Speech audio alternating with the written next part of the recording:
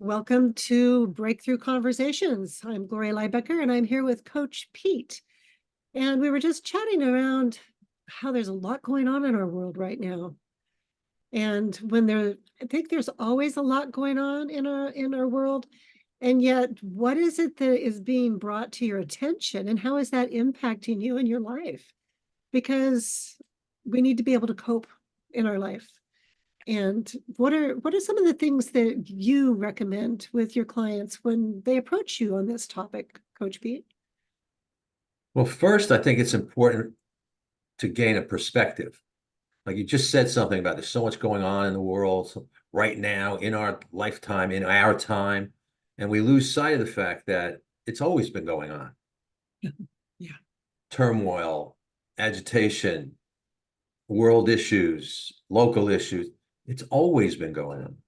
So there's nothing that new about it. It may have a new form, but for us who are living right now, it can be upsetting, it can be scary, it can be jarring. So what do we do about that as individuals? There's things we can do collectively. If you want to take on issues, that's there. But when we're talking about the individual, which you and I typically talk about, what can we do with all of that turmoil and all of that angst really that surrounds us?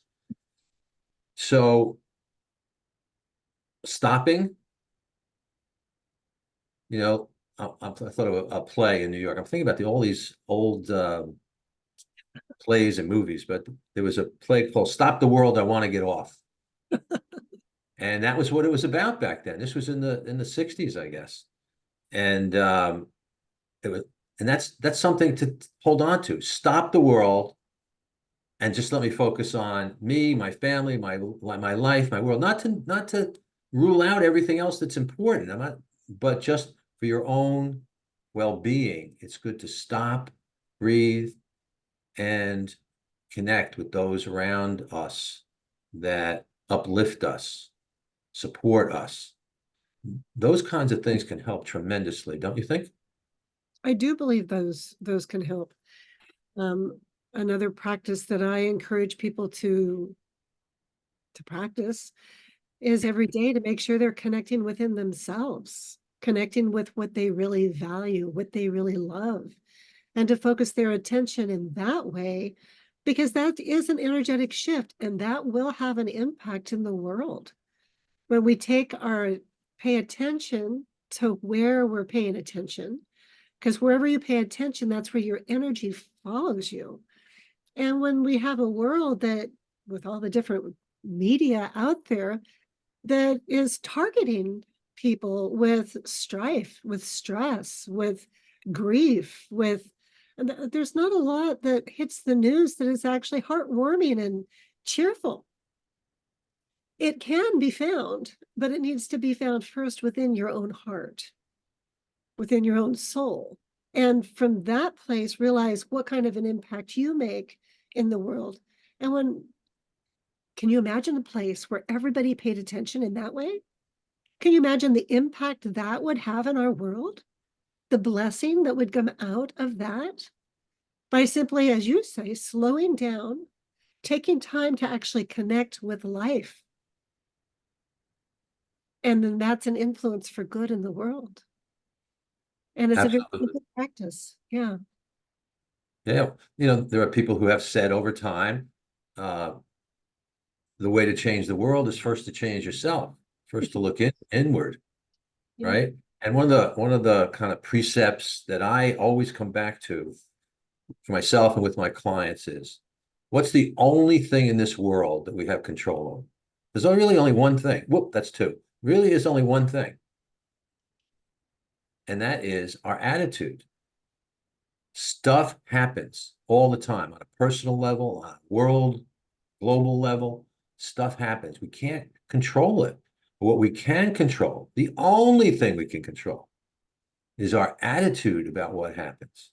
And if we check in with that and do an attitude check, that's how we can get through difficult times. And I think that's really important to hold on to.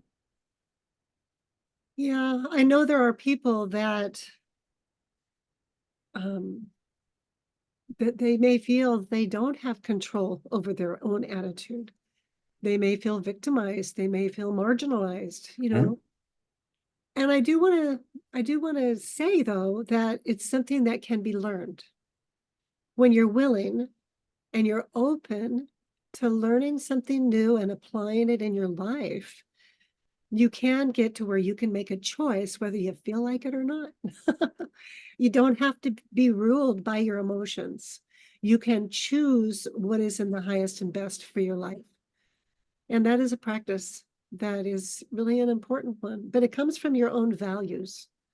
And so again, I think that's a really strong foundation to grow, is to know what you value, know what you love, and know what is the impact you want to make in your world, and then do it.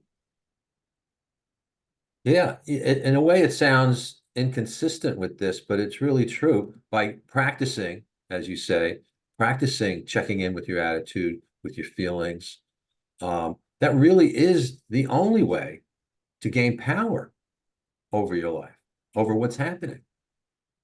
You know, Well, if you're being affected by abuse or an abusive relationship or something at work, an abusive boss, a situation, whatever it is, if you check inward and see and work on your attitude, then you can make clear decisions.